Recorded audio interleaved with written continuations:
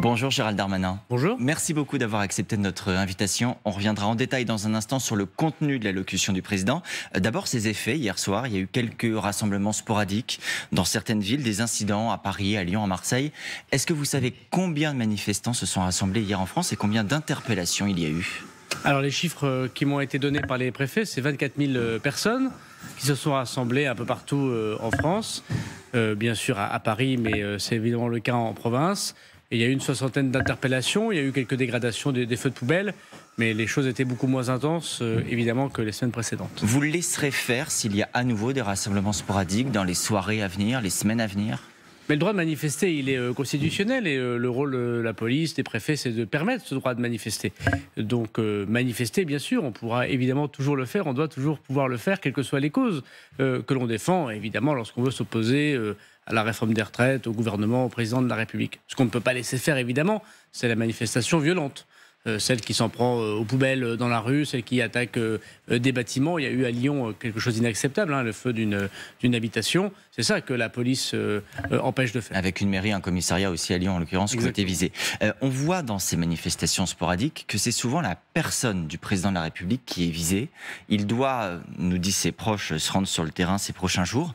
Quelles consignes seront données aux forces de l'ordre? Est-ce que les manifestants pourront approcher si le chef de l'État va sur le terrain? Mais évidemment que lorsque les Français, y compris ceux qui ne sont pas contents, ceux qui veulent manifester leur désaccord, lorsqu'il y a un membre du gouvernement, la Première ministre, le président de la République qui se rend quelque part, ont le droit de manifester, bien évidemment. Il y a toujours des manifestations qui sont autorisées.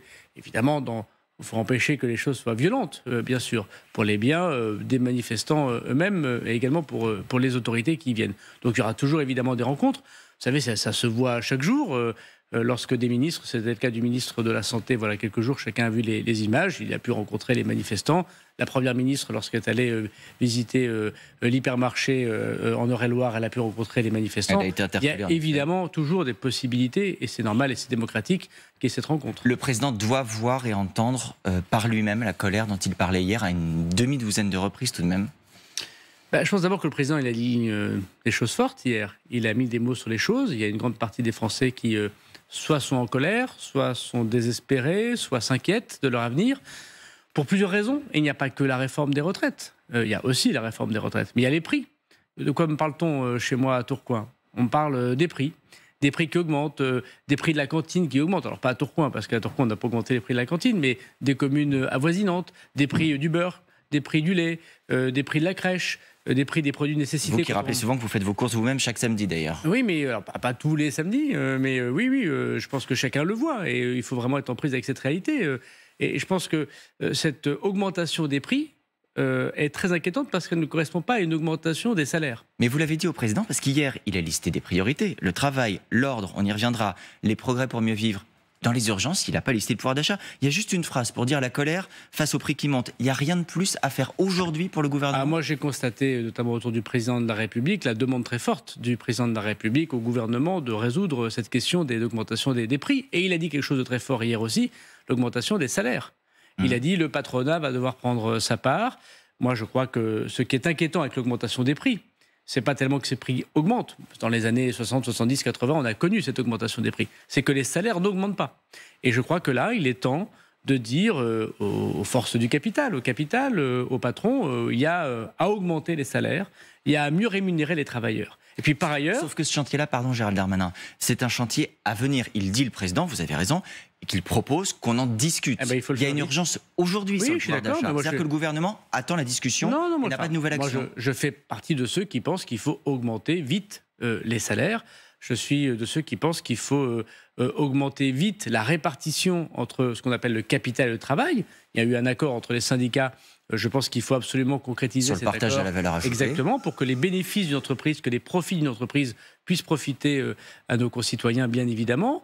Je suis de ceux qui pensent que les rémunérations très importantes des dirigeants bien sûr, peuvent se comprendre, mais à un certain niveau de rémunération, le Français, celui du café du comptoir, ou celui que je croise dans le supermarché, lui, il ne comprend pas pourquoi on a autant de rémunération. À quel niveau Qu'est-ce qu'il faut limiter? Je ne suis pas en charge de ces sujets. Je pense que ce sont des questions extrêmement importantes qu'il faut trancher, et je crois que ça fait partie aussi de la colère des Français. Mais je suis aussi, parce que le président l'a dit hier, pour ceux qui ne souhaitent pas retravailler et qui touchent des minima sociaux, notamment ceux qui touchent le RSA, s'ils sont dans un parcours d'insertion, s'ils montrent de l'effort, il faut les aider, bien évidemment. Mais s'ils ne souhaitent pas reprendre le chemin du travail, il est normal, et hier le président de la République l'a évoqué, que nous ayons des sanctions envers eux, parce que celui qui va bosser le matin, la dame qui élève seule ses enfants, elle ne comprend pas pourquoi, elle voit l'augmentation des prix, elle voit son salaire qui n'augmente pas, elle va devoir faire 2 ans de plus grâce à la réforme que nous avons mis en place, et elle voit que son voisin ou sa voisine, sans aller travailler, il y a une sorte d'injustice, et elle ne partage pas l'effort. Vous allez plus loin que le président hier, parce qu'hier, le président de la République, il était en deçà de sa propre proposition de campagne. Hier, il dit « Nous redoublerons d'efforts pour ramener vers le travail les bénéficiaires du RSA ». Pendant la campagne, il y avait l'idée de conditionner le RSA à 15 à 20 heures d'activité hebdomadaire. Il faut maintenir cette proposition. Oui, bien sûr, évidemment. Il faut... Que disent les Français? Les Français, ils peuvent se sentir un peu dans une sorte d'injustice quand ils voient que le capital est mieux rémunéré que le travail. Ça, c'est un premier problème. Donc, c'est ce qu'on disait tout à l'heure. Que leur salaire n'est pas assez élevé par rapport à l'effort qu'ils font et par rapport à l'augmentation des prix. Et que leurs voisins, sans travailler, c'est une impression, souvent fausse. Mais parfois, il faut correspondre aussi à ça lorsqu'on fait de la politique. Il faut comprendre ce que pensent et disent les gens. Pourquoi moi, quand je vais travailler, je n'ai besoin d'aucune aide, alors que celui d'à côté qui ne travaille pas, qui ne fait pas l'effort d'aller travailler, bien évidemment, quand il le subit, c'est autre chose. Mais quand il ne fait pas l'effort de travailler, il s'en sort quasiment aussi bien que moi. C'est à cette angoisse qu'il faut répondre. Et le président de la République, pendant sa campagne, vous avez raison, a fait des propositions très fortes de conditions de travail ou d'insertion ou de formation de la part de gens qui touchent le RSA. Et hier, le président de la République, il a tracé, c'est normal, une perspective. Il appartient au gouvernement désormais de détailler ce qu'il a dit. Alors, il a tracé une perspective, vous avez raison. Et il a d'ailleurs passé assez peu de temps sur la réforme des retraites à proprement parler, 2 minutes à peu près sur les 13 minutes d'élocution. Est-ce que ça veut dire que la page des retraites est tournée? Nos confrères du Parisien vous prêtent ces propos. De votre point de vue, les Français nous en veulent, dites-vous, mais ils l'ont avalée, cette réforme. Est-ce que vous le redites ce matin? J'ai dit que les Français, leur priorité, c'était les prix et l'augmentation des salaires. Je reste persuadé de ça. Bien sûr qu'une grande majorité de Français ne sont pas favorables à travailler 2 ans de plus. D'ailleurs, au fond de soi-même, qu'ils l'aient vraiment. À part ceux qui ont des métiers, des professions, qui vivent de leur passion. Beaucoup de gens ne vivent pas de leur passion quand ils travaillent. Le travail peut être difficile. Mais au point de dire que la page des retraites est tournée. Je pense qu'une grande partie du peuple français comprend que les hommes d'État, les femmes d'État prennent des décisions qui dépassent les intérêts particuliers et correspondent à ce qu'il faut faire pour le pays.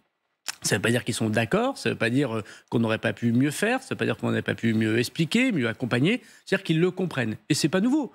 Nicolas Sarkozy a fait une réforme des retraites comme celle-ci, François Hollande aussi. Les gens, la loi travail, on peut rappeler des lois qui étaient contestées, mais que personne n'a remis en cause parce qu'il fallait le faire. Mais je pense vraiment que pour notre peuple aujourd'hui, ce qui compte le plus, c'est que les pouvoirs politiques prennent conscience de l'augmentation des prix. Parce qu'aujourd'hui, ça touche l'alimentaire, par exemple. Ça touche ce qui fait que vous prenez ou pas un produit pour votre bébé quand vous venez d'avoir un enfant. Et ça vous touche profondément. Lorsque vous dites à votre enfant, vous pouvez peut-être aller à un repas de moins à la cantine cette semaine parce que ça devient trop cher. C'est ça que touche une partie des Français. Et ce que nous a invité à faire le président de la République hier, c'est à comprendre cette angoisse et cette interrogation. Et il faut vite, en effet, que le gouvernement apporte des solutions. Il a reconnu tout de même... Il regrettait qu'un consensus n'avait pas pu être trouvé. Il dit « Nous devons en prendre toute notre part de responsabilité ». Ça inclut qui? Ça le concerne lui, ça concerne la Première ministre, tout le gouvernement. Quelles erreurs ont été commises? Ça concerne tout le monde. Ça concerne tout le monde. Ça concerne évidemment au premier chef le gouvernement. Je crois que ce qu'il nous faut en premier, c'est d'être à portée d'engueulade. Voilà, je crois que c'est très important d'avoir un lien avec les Français, quel que soit ce lien. Davantage qu'aujourd'hui. Oui, mais on n'est jamais assez proche des gens. Je pense que c'est un point très important. Vous savez, quand vous êtes dans votre bureau de ministre, de maire, vous êtes déjà emprisonné votre bureau, ça doit être le terrain, ça doit être la rencontre de la population dans votre circonscription quand vous êtes élu, dans votre mairie quand vous êtes élu municipal, ou simplement la rencontre quand vous êtes un ministre en charge d'une thématique, alors à la rencontre des gens qui travaillent dans votre ministère, bien évidemment. Si vous êtes enfermé, vous n'y arrivez pas. Mais c'est pas vrai que pour le gouvernement. C'est vrai pour tous les responsables, je crois, on va dire politiques au sens très large du terme.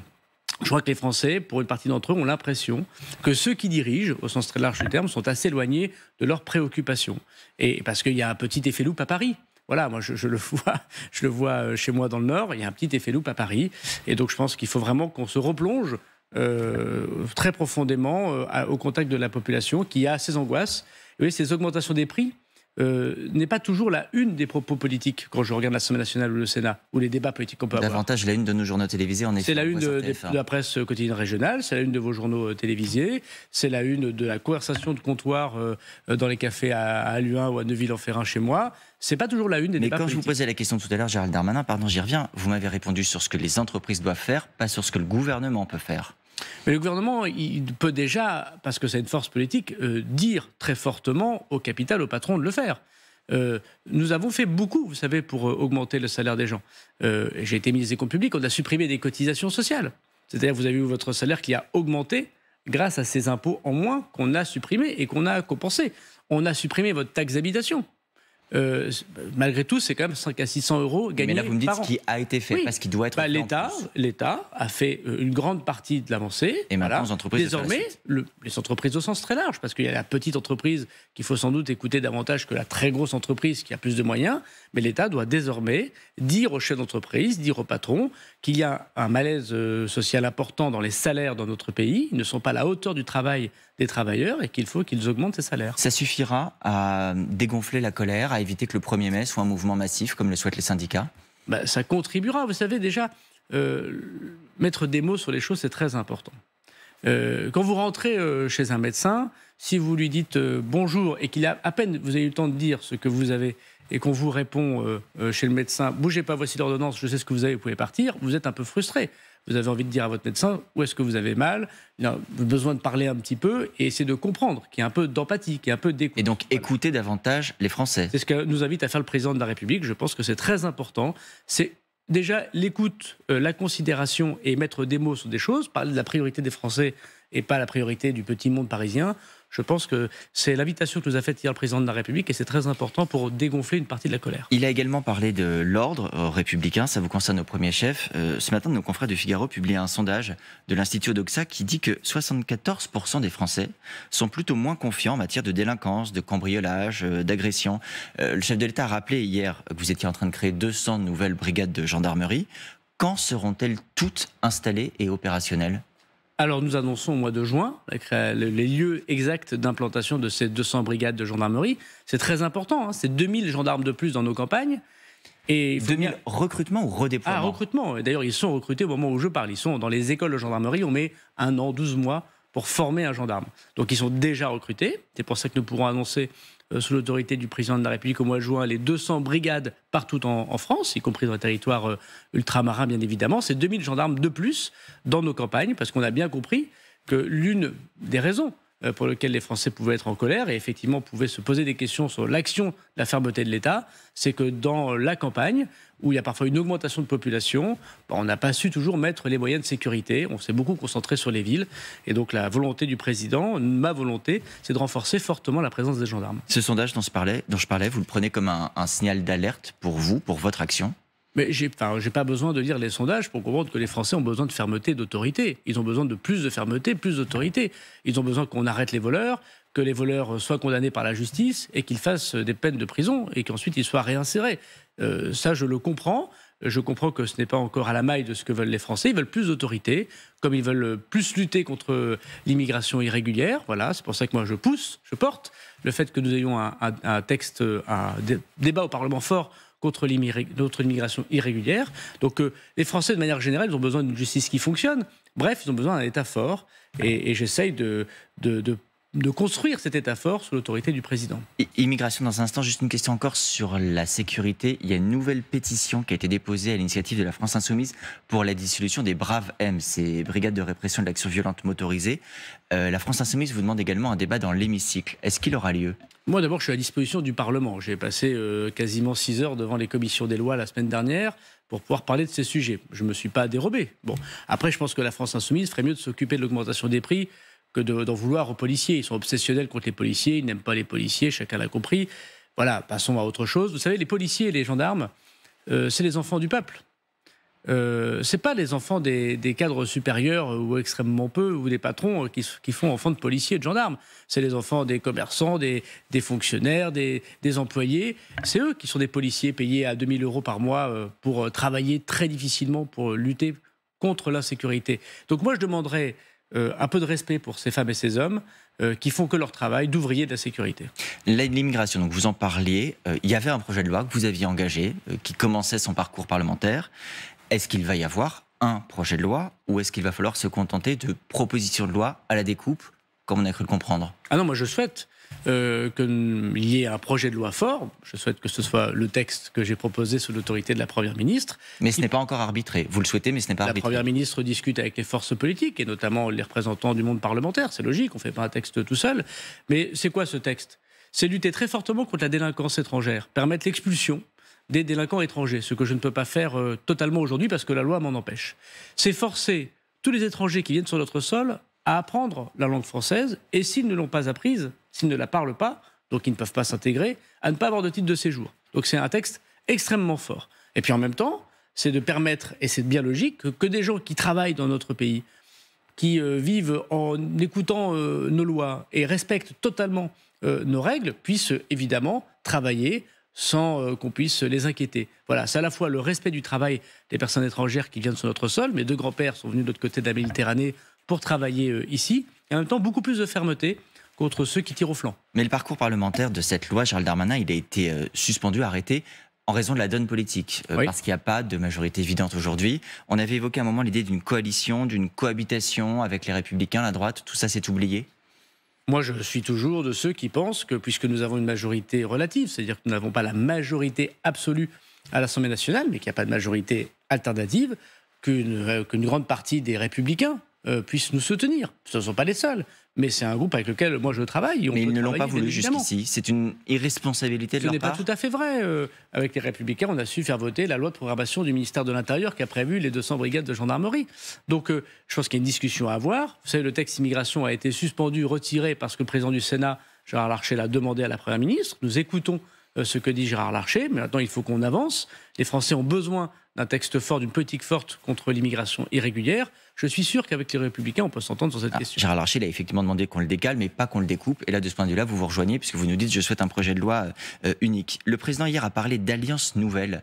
Mais avec qui ? Parce que vous avez déjà tenté depuis 1 an des alliances au coup par coup selon les textes. Et il y a un autre chemin que le texte par texte pour la suite du quinquennat ? La Première ministre, je crois, aura l'occasion de revenir vers vous, revenir vers le Parlement, parce qu'elle fait beaucoup de consultations politiques. Donc je la laisse évidemment proposer sa méthode. Mais le président lui avait demandé d'élargir la majorité, elle a échoué. On en sait, enfin, pardon, vous ne le savez pas. Elle est en train de faire ses consultations où est l'élargissement de la majorité ? La semaine prochaine, Madame la Première ministre, puisque en ce moment nous sommes en vacances parlementaires, je mets des guillemets, le Parlement ne siège pas, nous le constaterons dans les semaines qui viennent. Ce qui est certain, c'est qu'à la fois sur le travail, et notamment sur ce que j'ai évoqué, la possibilité de conditionner les aides sociales, le RSA, à un vrai travail, à la formation, à de l'insertion. Là, on se retrouvera avec les Républicains. Et sur l'immigration, un texte fort pour lutter contre l'immigration irrégulière, pour être ferme dans l'intégration, pour faire respecter nos valeurs. Je pense que c'est 2 textes avec lesquels nous pouvons évidemment parler avec les Républicains. Mais effectivement, au coup par coup, au texte par texte. C'est à la Première ministre de définir sa méthode. Il y a également la question des institutions. Hier, le président dit rénovation de notre vie démocratique. Qu'est-ce qu'il faut faire ? Est-ce qu'il faut faire la proportionnelle ? Est-ce qu'il faut faire la décentralisation ? Vous êtes en charge des collectivités territoriales. Alors, qu'on donne plus de moyens aux collectivités locales. Moi, j'ai été maire. Alors, c'est pas tout à fait moi qui suis en charge des élus, puisque c'est aussi Christophe Béchu. Oui, bien sûr qu'il faut donner davantage de moyens aux élus. Des élus locaux... Mais des moyens, pas forcément de nouvelles lois. Si, des moyens et des compétences, vous voyez. Je pense que c'est très important. Quand on est maire, enfin, voilà, j'ai été maire, Je pense qu'on est capable de gérer beaucoup de choses. On gère les écoles publiques, ça se passe très bien quand l'État les a décentralisées. Les régions s'occupent des lycées, ça se passe très bien. Donc je pense qu'il y a des choses qu'on peut faire pour effectivement décentraliser, donner davantage de compétences aux élus locaux qui ont une grande partie, je crois, l'intérêt général et également le côté très pragmatique de leur population et de leur territoire. Mais il ne faut pas forcément, dans ce que je comprends de ce que vous dites, pas forcément réformer les institutions. Alors, d'abord, vous m'avez posé la question sur la décentralisation. Oui. Donc, je pense que c'est très important qu'on ait un axe nouveau de décentralisation. Ensuite, on voit bien qu'il y a sans doute à réfléchir. Pourquoi les élus locaux sont aimés par la population et que les élus nationaux le sont moins? Peut-être parce qu'ils ont moins de liens avec leur population. Il y a eu beaucoup de décisions qui ont été prises précédemment qui ont éloigné... La fin du cumul des mandats, par exemple. Donc, je ne sais pas s'il faut revenir sur cette question. Il appartiendra au président de la République et au président du Sénat de l'Assemblée de le dire. Mais je pense que, par exemple, le lien entre un parlementaire et son territoire est évident à restaurer pour une grande partie d'entre eux. Il y a une question qui est souvent posée par vos opposants, Gérald Darmanin, par les syndicats en particulier, Laurent Berger au premier chef. C'est le risque que tout ce qu'on est en train de vivre aujourd'hui, cette réforme des retraites, la contestation, la colère dans le pays, in fine bénéficie au Rassemblement national et que la grande gagnante soit Marine Le Pen. Est-ce que c'est une crainte que vous partagez ? Mais vous savez, quand vous faites de la politique, il ne faut pas vivre avec vos craintes, il ne faut pas être commentateur, c'est votre métier, je le respecte bien évidemment, il faut être acteur. Et si tous les 2 minutes vous vous arrêtez pour regarder votre voisin, pour regarder la copie de votre voisin, vous ne risquez pas de gagner le 100 mètres haies ou de bien remplir votre copie. Donc moi, mon travail, c'est de dire aux Français qu'on comprend leur colère. Je comprends leurs difficultés. Je sais qu'ils croient de moins en moins le discours politique, mais qu'il y a des gens qui se battent, qui pensent qu'il faut un État plus ferme, qu'il faut être plus à l'écoute socialement, qu'il faut pouvoir augmenter les salaires, lutter contre l'augmentation des prix, et en même temps être ferme contre la délinquance ou contre l'immigration irrégulière. Et si on arrive à restaurer cette confiance et à appliquer tout ce qu'on vient de dire en quelques mots, je pense que Mme Le Pen ne gagnera pas l'élection présidentielle. Alors après, moi je viens d'un territoire très touché socialement, où quand je vois les 20 premiers lycées de ma région, alors que Tourcoing, c'est la 2e ville de la région de Hauts-de-France, je prends un exemple très, très concret, il n'y a qu'un seul lycée et il est privé dans les 20 meilleurs lycées de la région. Il y a une inégalité territoriale. Il y a des gens qui peuvent se sentir... Donc il y aura un chantier sur l'école aussi. Non, mais il y a des gens qui peuvent se sentir floués par les décisions politiques. Et notre travail à nous, le travail du président, c'est de donner de l'espoir et dire aux gens, n'allez pas vers les extrêmes. La solution sera toujours mauvaise, l'histoire l'a montré. Faites-nous confiance, c'est difficile, on fait parfois des erreurs, mais on a la motivation d'y arriver. Un dernier mot rapidement, Gérald Darmanin. D'après une note du renseignement territorial relayée par le service politique de TF1 LCI, une manifestation à haut risque est prévue ce week-end autour du projet autoroutier de la 69 entre Castres et Toulouse, dont une centaine d'éléments radicaux. Est-ce que ce sont également les informations dont vous disposez ? Oui, c'est le cas. Vous savez, il y a plusieurs grands projets en France, des constructions de lignes TGV, des constructions d'autoroutes, des extensions d'aéroports, des bassines, on l'a vu à Sainte-Soline, qui font l'objet de contestations fortes. Alors des contestations légitimes, bien sûr. On pourra manifester contre cette construction d'autoroute, c'est normal, c'est démocratique. Mais on peut avoir un nouveau Sainte-Soline ce week-end ? Et il y a des risques d'individus radicaux qui sont présents. Donc on a mis à la fois des moyens des forces de l'ordre. J'ai toute confiance dans le préfet de la République, bien évidemment, pour l'organiser correctement. Je crois que nous sommes à la veille, je l'ai déjà dit sur vos plateaux de télévision, comme partout en Europe, de contestation de l'ultra-gauche extrêmement forte, extrêmement violente, de beaucoup de projets. Et ça ne touche pas que les bassines, ça ne touche pas que les TGV, ça ne touche pas que les aéroports, ça touche simplement la République. Merci beaucoup, Gérald Darmanin, d'avoir été l'invité de LCI ce matin.